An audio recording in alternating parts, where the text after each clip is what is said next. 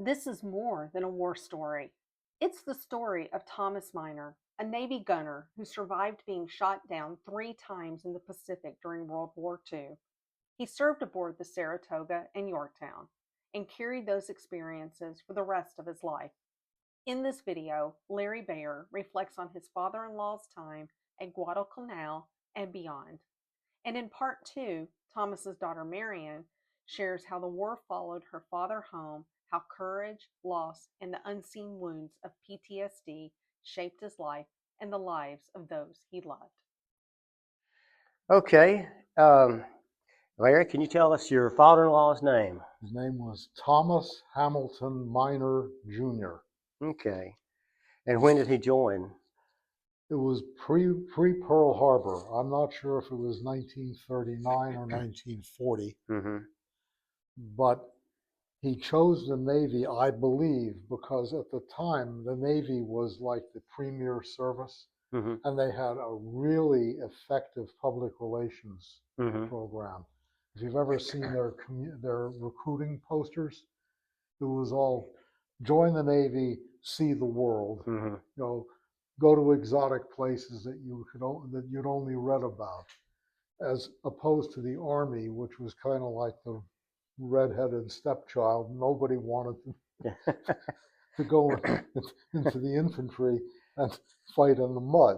So, and there were a lot of occupational specialties in the Navy that could be transferred to civilian life because it was more of a high-tech branch of the service. So that's what he joined, and he qualified for aviation radioman, which also had the function of rear gunner in dive bombers and torpedo bombers. So his specialty was operating the radio. Because at the time there was no miniaturization. Communications equipment was bulky and complicated, and it needed an extra set of hands and eyes to operate it. But he was also responsible for defending the plane in the rear quadrants. So So how many people were on the plane? The Dauntless had a 2-man crew, pilot and radioman gunner. Okay, so he protected from the back. He protected the rear of the plane. And I don't know where he was when Pearl Harbor was attacked. He was on the Saratoga, which was one of our first carriers. It had been built in the mid-1920s, basically cobbled together from 2 discontinued battle cruiser hulls that were being struck because of the Washington Naval Disarmament Treaty, where the great naval powers agreed to reduce the size of their fleets. And they were reducing the number of battleships and battle cruisers because those were considered the premier weapons. Aircraft carriers didn't count as capital ships because at the time nobody anticipated their strategic value. They were auxiliary to the battle line. So they put 2 hulls together end to end and created 2 aircraft carriers that were really big. But they weren't that spacious internally. They were basically big gunships, and what they did was put a flight deck on them, but it was cramped. He described it as really cramped and uncomfortable because it wasn't designed from the keel up. That came later. We had like 2 or 3 other carriers that were building at the same time that were designed as carriers from the keel up, and they had better accommodations for the crew. Yeah, it'd be kind of scary to land a plane on those little bitty landing strips. This is a big ship, but even so, when you're coming in for a landing, and your 880-foot flight deck looks like a postage stamp. Mm-hmm. Yeah. And there was no automation. You literally had to follow the signals given by the landing signal officer, who stood at the edge of the rear deck with two paddles and giving you signals like how high you were, raise that wing, lower that wing, drop your flaps. They had a whole lexicon of visual signals. But if you misread something, you could go overshoot or go into the drink, or it was dangerous. Yeah. Plus, the equipment was really primitive. Yes. Yeah. Yeah. So now you showed me pictures of right. two Now, dive the, bombers. now the plane that he flew, the Dauntless, was basically the first monoplane carrier plane. All the others at the time in use were biplanes. Like, they were newer than World War I, but they had a bottom wing and a top wing. And they couldn't carry that many planes because you can't fold the wings on a biplane. And the Dauntless did not have foldable wings. So they couldn't carry that many of them. Later on, they had fighters and torpedo planes where the wings would fold up or fold back, and you could get more planes aboard. Yeah. Now, what was the specific name of the dive bomber he was on? You had mentioned Hell Divers. Right. Yeah. Now, the Hell Diver was a common name for dive bombers. There was actually an earlier version of the Hell Diver, which was a biplane. And the second one that came out, the one intended to replace the Dauntless, was the SB-2C. The Navy had a designation code for all its aircraft. SB stood for Scout Bomber. Okay, because they had a dual role. They could either carry a big bomb to attack ships, or a smaller bomb load, which allowed them to go out further and act as reconnaissance. But they were interchangeable. So each carrier had a scout bomber squadron and a bomber squadron. And it was the same plane. It was just a different load. And the Dauntless was a really good design, well made, reliable. Its main shortcoming was it was very slow. So it was vulnerable on the approach, and even in a dive, it wasn't as fast as other dive bombers at the time. But it was fairly stable and accurate. If you could get a bead on the enemy target, you were likely to get a hit or a near miss. So how close would they get to the ship or whatever they're trying to hit? Well, actually, they would come in at about an 80-degree dive. They usually flew between 15 and 20,000 feet on the way in, and then they would be an echelon. They would be like a section of planes, like half a dozen planes stepped up like a ladder. So they would be able to see past each other, and they would be out of each other's way. And when the signal was given to go into when they spotted the target and the signal was given, they would peel off and dive down one after the other. And the flight leader would assign them a target. The problem was, it's hard to hit a moving ship, even if you're aiming your plane at it. Yeah. Because an enemy destroyer can do 30 knots and they can dodge and weave. So a lot of times you had to settle for a near miss. Well, they'd come in at a dive bomb, they'd come in at an 80-degree angle, and sometimes they would come in so low before they drop their bomb and pull out at under 2,000 feet, sometimes lower than that. There's the story about one dive bomber in the Battle of Midway who came, he dropped his bomb and continued his dive and came and he buzzed the flight deck on the Japanese carrier that he had just hit. So this was really hazardous duty. And you're going through anti-aircraft fire, and if enemy fighters are in the air, they're going to be attacking you. Yeah, and they usually had fighters in the area, didn't they? They usually had the fighters in the area as well, right? The ideal situation is you could catch the enemy carrier with a deck load of planes that hadn't taken off yet. And that's what actually happened at Midway.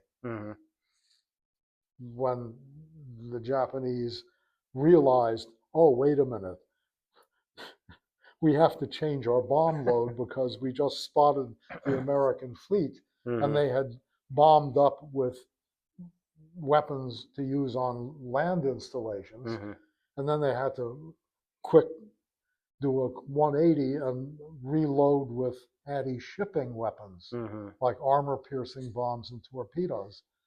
And that's when we caught them. But it was the dive bombers, the Dauntlesses, that did that work.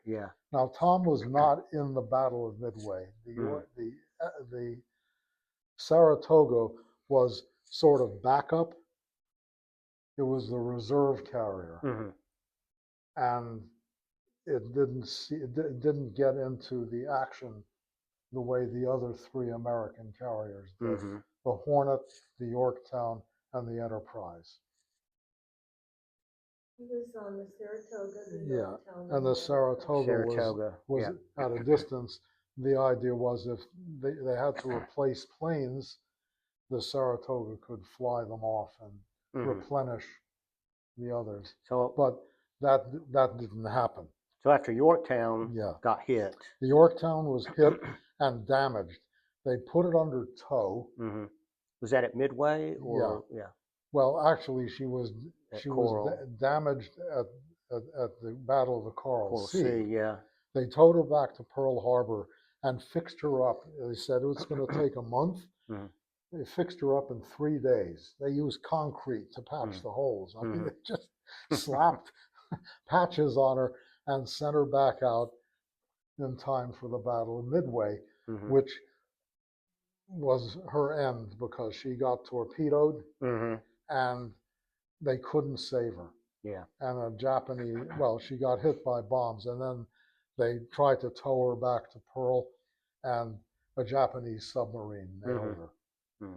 Japanese submarines were a big threat.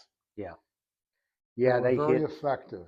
They hit the Saratoga later on. And, now the Saratoga kept getting torpedoed with monotonous regularity. She was torpedoed shortly after Pearl Harbor, like at the end of January. So she wound up in dry dock under repair. And then he mentioned he had been on the Saratoga around Pearl Harbor. And he mentioned that they took her to Bremerton, Washington for repairs. And there was a British battleship undergoing repairs there, which I had no idea that the Royal Navy still had anything in the Pacific. There was no. They got it was us and Australia. They got wiped out. In around Southeast Asia and the Indian Ocean. The Japanese basically annihilated the British Pacific Fleet.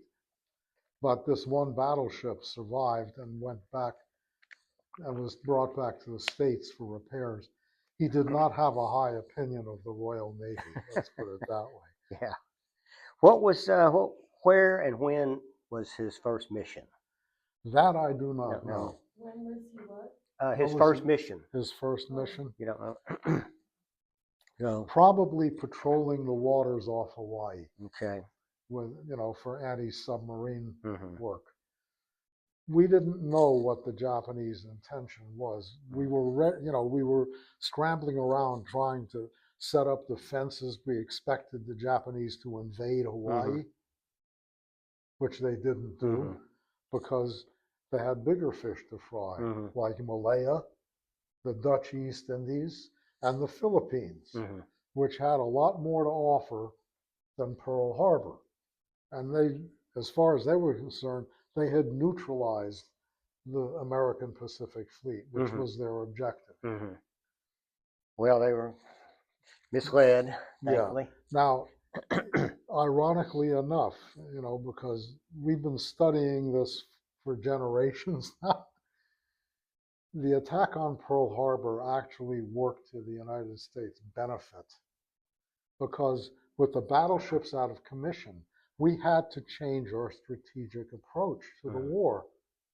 We could no longer count on battleships as a decisive weapon. The aircraft carrier came in as the decisive weapon. And, if we had doubted it before, the Japanese convinced us that this was the wave of the future. And very shortly after Pearl Harbor, while they were still raising the sunken hoax from the harbor mud, we were sending out carrier task groups. One carrier or two with an escort of cruisers and destroyers, and striking at Japanese garrisons in their newly conquered islands. They'd seized Wake Island by the end of December.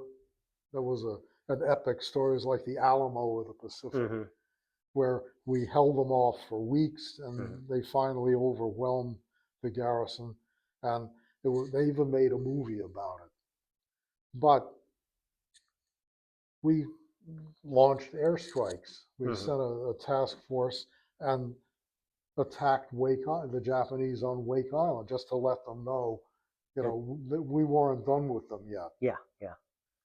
So this is probably what he was involved in. But at the end of January 42, that's when Saratoga got torpedoed. Yeah. And had to leave. Now, I'm not sure where his air group was assigned after that. They were probably dispersed to other carriers. And this is where it gets difficult to trace, who was based on what, because the designations for the air groups, like VF5, the fighter squadron.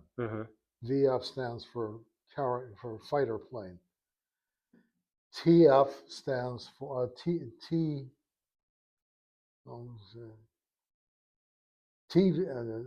stands for torpedo, and SC or B stands for scout bomber or bomber.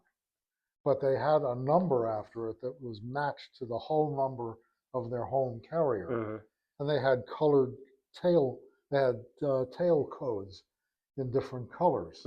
So, one squadron would have green, another one red, blue, but they were linked to their home carrier. Well, when we started losing carriers, we had to reshuffle everything around. So VF5 also flew off the Enterprise, which was CV6. Yeah. So it's kind of hard to keep track, but I know that he was on the Enterprise during the Guadalcanal campaign. Okay. Because they would fly off of Henderson Field, and sometimes they couldn't get back, so they'd land on a carrier, because these were all naval pilots for the most part, Navy or Marine, and they were carrier trained. Let's jump to Guadalcanal. After Pearl Harbor, there were two major battles, Coral Sea and Midway. Right. And then the third was Guadalcanal. Right. Now, that was our first offensive against the Axis.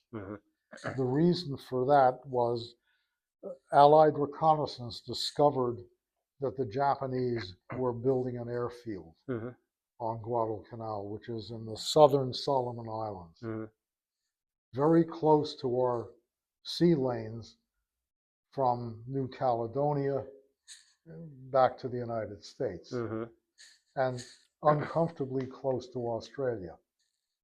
We had thwarted their advance in New Guinea at the Battle of Coral Sea, but they were trying again by building this air base on Guadalcanal, which could interdict American supplies to Australia, because MacArthur was already based in Australia. He'd been evacuated from the Philippines much to the disgust of his troops left behind.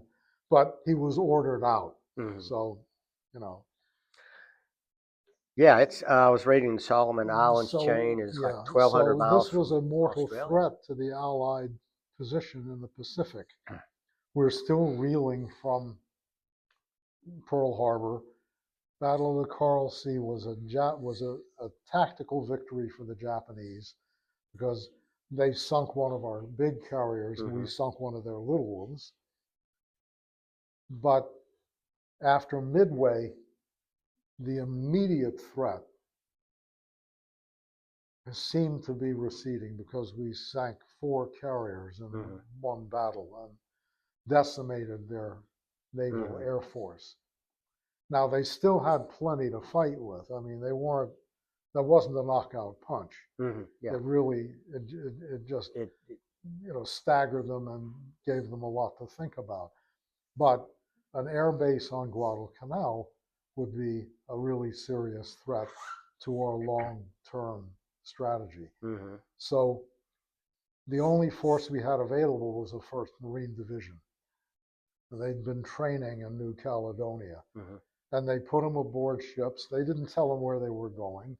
Nobody knew much about the Solomon Islands. The only information we had were from plantation managers who had been running the coconut farms. Colgate Palmolive had a plantation there. And we managed to scrape together enough intelligence to know where a good landing site was. And on August 7th, we showed up off of Guadalcanal and landed a force of Marines, maybe about 10,000 men. The 1st Marine Division was bigger than that, but we couldn't do it all in one lift. So there were a few Japanese naval infantry, but mostly construction workers, Korean laborers, and the airfield was being built, wasn't finished yet. So the Japanese fled into the jungle. We landed with no resistance. The Japanese reaction, once they got word, was quick and ferocious. Within 2 nights, they had sent a cruiser and destroyer task force down what we called Skylark Channel, or the slot between the islands, Guadalcanal on the south, Florida Island on the north, Tulagi. We also landed Marines on Tulagi. Wiped out the Japanese garrison there, which had fought back pretty hard, and gave us a taste of what we're probably going to have to deal with for the rest of the war. Japanese garrisons that would not surrender. Yeah, they wouldn't kill them all. So we've got a harbor full of transports and warships, and here comes a Japanese task force, heavy cruisers and destroyers, armed to the teeth, and they come in at night. Now, the Japanese Navy did not have radar at that time, but what they had was the world's best night visual optics. They had long-range binoculars that could pick out a target in dim light miles away. They also had the world's best torpedoes, the Type 94 Long Lance, which was oxygen-powered and did not leave a wake. And it had twice the range of a standard torpedo and a bigger warhead. And it was reliable. Better than ours. And ours were a disaster. The Mark 13 never worked properly. It would run lower than set, or it would porpoise. A lot of times the detonators didn't work. The torpedo would make contact with a ship's hull and it wouldn't detonate. It took us 2 years to figure out what was wrong with them. But we missed a lot of opportunities and lost a lot of good flyers trying to put a torpedo into a Japanese ship and failing miserably because you just couldn't, they were useless. So this Japanese task force comes in, and we've got like 4 cruisers and a bunch of destroyers in the channel. And within 15 minutes, 3 cruisers are sinking and another one is limping away. The Marines on shore can only see the explosions and the light flashes,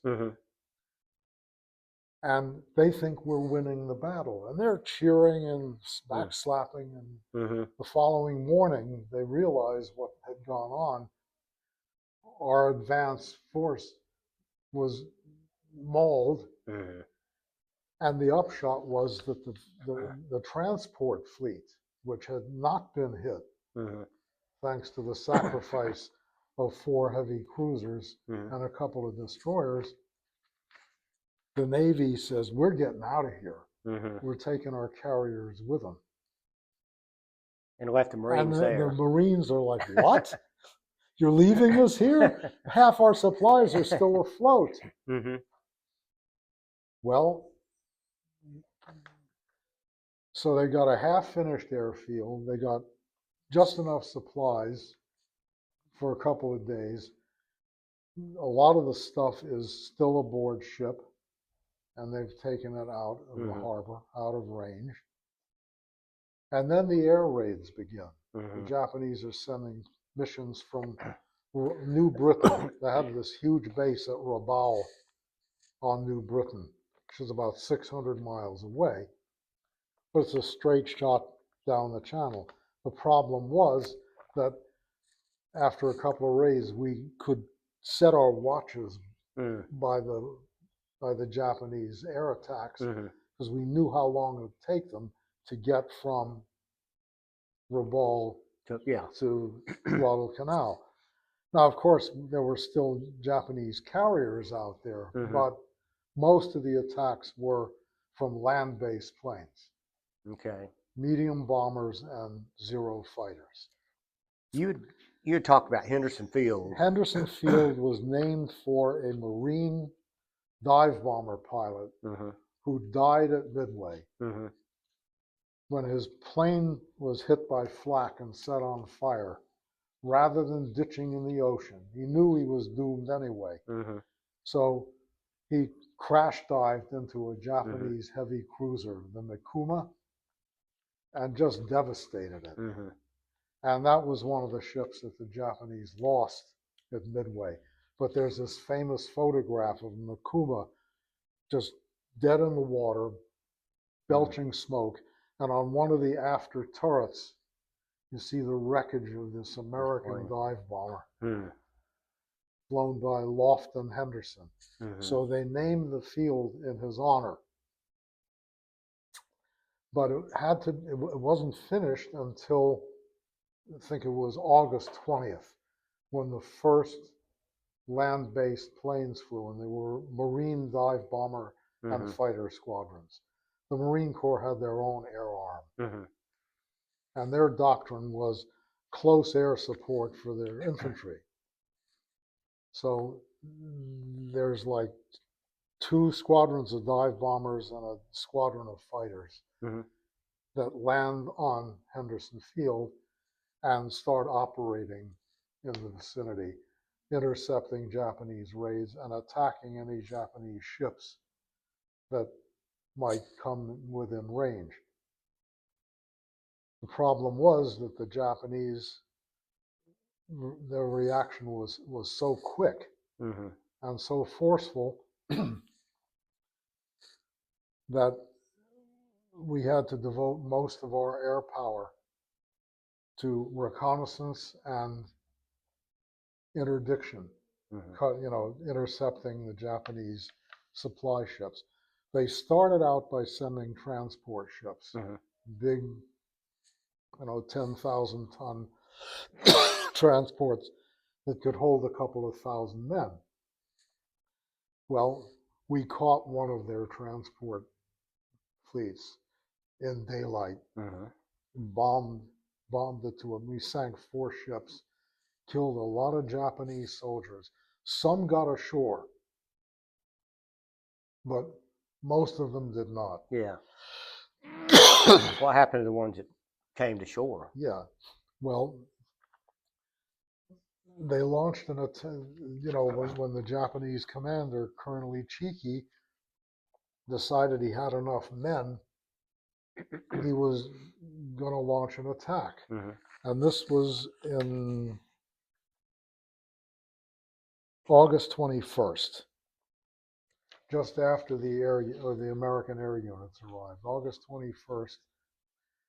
It was like a battalion of 900 troops Mm-hmm.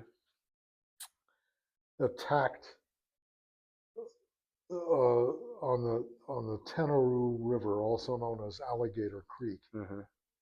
It was a bonsai charge, classic Mm-hmm. Japanese bayonet charge, Mm-hmm. screaming and yelling. The idea was no enemy had the courage to stand up against this onslaught, Mm-hmm. except it was the Marines that they were attacking. And it was a slaughter. Mm-hmm. There are photographs of what's left of that Japanese detachment after Mm-hmm. the battle, and it's horrific. Yeah. Yeah. And you had mentioned they kept bombing Henderson Field. I mean, it must have been right. Now Henderson Field annihilated. became a prime target, both for air raids Mm-hmm. and what we call the Tokyo Express, because Japanese shipping losses were so severe after that first Mm-hmm. interdiction mission where we sank 4 Japanese transports. They said, well, we got to get troops onto the island. We'll get them there in the middle of the night on destroyers. Mm-hmm. So you put like 150, 200 soldiers on fast destroyers that could do 33 knots, make a run in, find a sheltered cove out of range, offload your troops, put them in barges and landing boats, and then get the hell out of there. Mm-hmm. And this worked very well for a time, Mm-hmm. because, first of all, they were dispersed. So no one ship would be a critical loss. Mm-hmm. And they were fast enough and protected enough they could defend themselves. Mm-hmm. So that's how the Japanese infiltrated their troops into Guadalcanal using destroyers. Mm-hmm. I was looking at a map of Guadalcanal, and it looks like it's about the size of Delaware or Rhode Island, about 2,000 square miles. Can you tell us about the terrain there? What was the terrain like? Okay. Guadalcanal was a fairly good-sized island and had a very, very varied terrain. It had high mountains. Mm-hmm. It had rainforest. It had swamps. It had bogs. It had these fields of which we later encountered in the highlands of what they called kunai grass. Oh, that's the sharp grass. It was knife-like. Yep. I mean, these were these huge blades of grass that covered the ground, and just going through them, it would be like the death of 1,000 cuts. Mm-hmm. And it was a combination of coral and limestone. Mm-hmm. So in the lowlands, it was coral. Higher up, it was limestone. I don't think there was any volcanic terrain, but it was very rugged, and the climate was extremely hostile. So you've got malarial-bearing mosquitoes, animals that we'd never seen before, centipedes a foot long, poisonous snakes, crocodiles. So you've not only got Japanese soldiers to contend with, you've got the weather, you've got the terrain, the environment. Oh, and it rained constantly during the monsoon season. And in addition to malaria, you've got dysentery, dengue fever, and jungle rot. And they have no hygiene facilities. Okay, these guys are living out in the open like animals. The Marines are out in the bush or dug into the perimeter. The air group they're living in tents, but they don't even have cots, some of them, especially when the reinforcements started coming in. So they're basically sleeping on captured Japanese tatami mats on the ground. There was an acute shortage of food. They found a big cache of rice that the Japanese had left behind and a lot of sake. Yeah. But as far as, any kind of fresh food, anything that was high, high in vitamin content, forget it. Nothing. These guys were losing. One guy lost 20 pounds in a month. Yeah, it said at any time that 20% of our people couldn't fight just because of malaria. Yeah. So that's. Yeah. So okay. So how long did wasn't a battle, but how long did the fighting last? I'm not sure how long he was on Guadalcanal because they were rotating units. The Buell, the guy who wrote that book, Dauntless Helldivers, he was there for a month. And he describes his condition, his physical condition when he left, as he needed several weeks to recuperate from that. Just to regain the weight he'd lost and get back to health. I mean, these guys were literally wrung out. Yeah. It didn't take long to do that. He was shot down 3 times.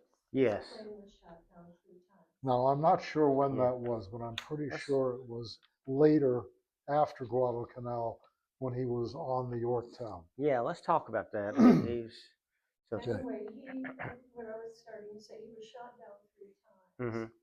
And so he was in the hospital. He had shrapnel in his brain, lodged just behind the optic nerve, so they were never able to remove it. So he had some downtime in between. Yeah. So you don't know much about, he was shot down 3 times and rescued 3 times, yes. But yeah. Well, I could try and get his complete record, but I don't know how complete it is. I know you all said he didn't talk to you all about it. He would talk to you some because of your background. Because, I'd been in the military, and even though I hadn't been in battle, I knew, I understood the context of what he was talking about. I could give him feedback, and I could ask intelligent questions. So I think that persuaded him that I was worth talking to. I remember being in 2nd or 3rd grade. 2nd grade would be 7 or 8, when he would come home he was still in the Navy, and he would come home and he would